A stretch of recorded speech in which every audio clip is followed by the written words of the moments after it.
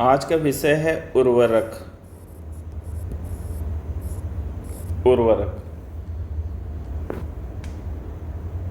कृषि उत्पादन बढ़ाने के लिए या भूमि की उर्वर क्षमता बढ़ाने के लिए प्रयुक्त पोषक तत्वों को उर्वरक कहते हैं।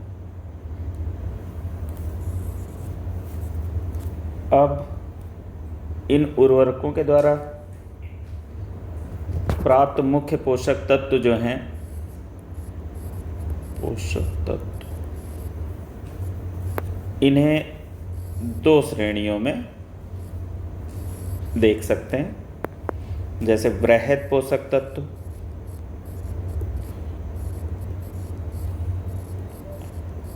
मुख्य रूप से इनकी संख्या 9 है, जिसमें nitrogen, phosphorus, potassium, calcium, magnesium,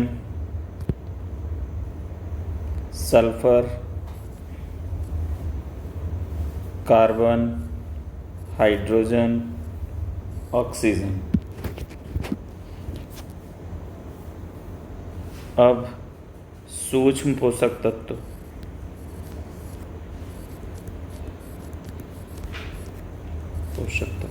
मुख्य रूप से इनकी संख्या 8। इन 8 में हैं कौन कौन से? Iron, copper, zinc, manganese, boron, chlorine, molybdenum और निकेल हो गया। ये संख्या 8 है। यह पोषक तत्व उर्वरकों के माध्यम से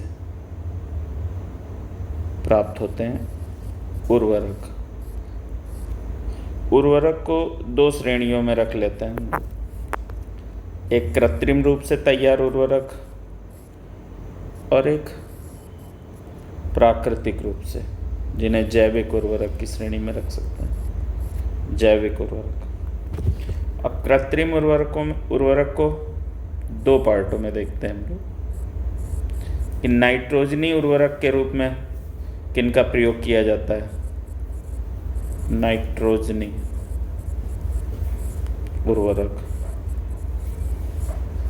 नाइट्रोजनी उर्वरक में जैसे यूरिया,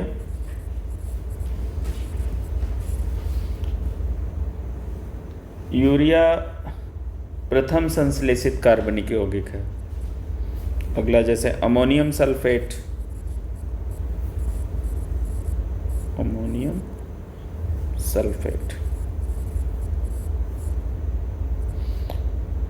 कैल्शियम साइनामाइड,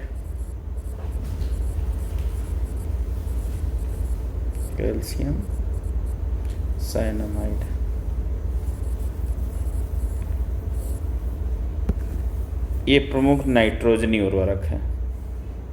फास्फेटी उर्वरक के रूप में, फास्फेटी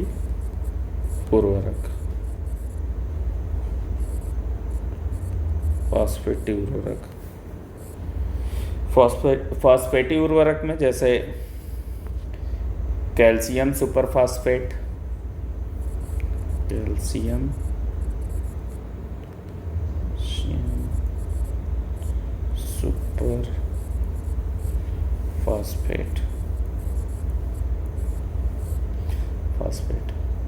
ट्रिपल कैल्शियम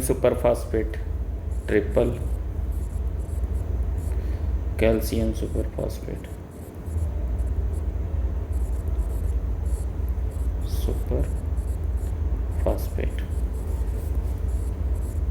अब जैविक उर्वरकों में देखें तो जैविक उर्वरकों में अगर देखें तो उसमें नाइट्रोजनी उर्वरक कौन से हैं?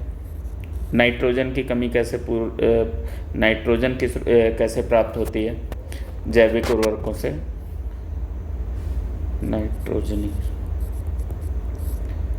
नाइट्रोजनी इसको दो पार्टों में देख लेते हैं। जैसे दलहनी फसलों के लिए, दलहनी और गैर दलहनी। गैर दलहनी में जैसे गेहूं हो गया, धान आदि। दलहनी कुल के पौधों में राइजोबियम जो जड़ों में गांठें होती हैं, जो राइजोबियम जीवाणु है वो सहजीवी लक्षण के तहत रहता है और ये प्राकृतिक या वायुमंडल की नाइट्रोजन को नाइट्रेट में बदल देता है, जिससे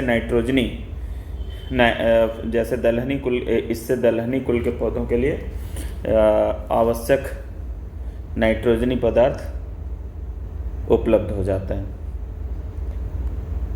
गैर दलहनी में जैसे गेहूं धान के संदर्भ में देखें तो गेहूं के लिए एजेटोबैक्टर द्वारा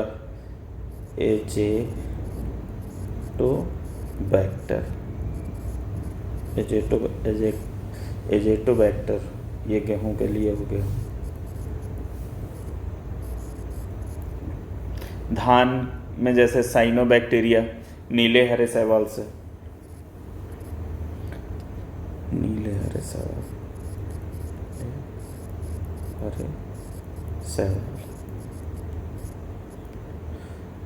साइनोबैक्टीरिया जिन्हें कहते हैं। साइनोबैक्टीरिया पृथ्वी पर सबसे पहले उत्पादक हैं जो प्रकाश संश्लेषण द्वारा अपना भोजन बनाने में सक्षम है। साइनोबैक्टीरिया।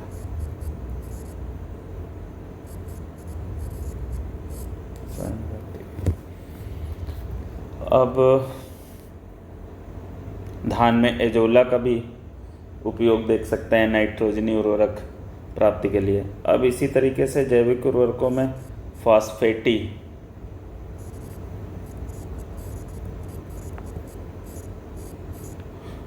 उर्वर क्षमता बढ़ाने के लिए जैसे बैसिलस एपार्जिलस हो गया, स्यूडोमोनास हो गया, माइकोराइजा हो गया,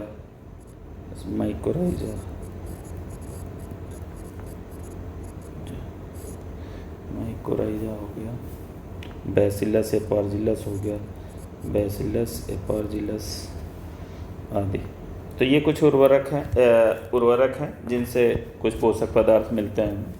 अब यहाँ पर ध्यान देने योग्य बात एक ये है कि जैसे दलहनी कुल के लिए, दलहनी फसलों के लिए NPK अनुपात जो है सामान्यतः 1:2 के अनुपात 1:2:1 के अनुपात में प्रयुक्त उर्वरक। और अन्य फसलों जैसे धान गेहूं आदि के लिए देखें, धान गेहूं आदि अन्य फसलों के लिए सामान्यतः NPK का जो अनुपात है, PK का आदर्श अनुपात जो है वो 4:2:1 है।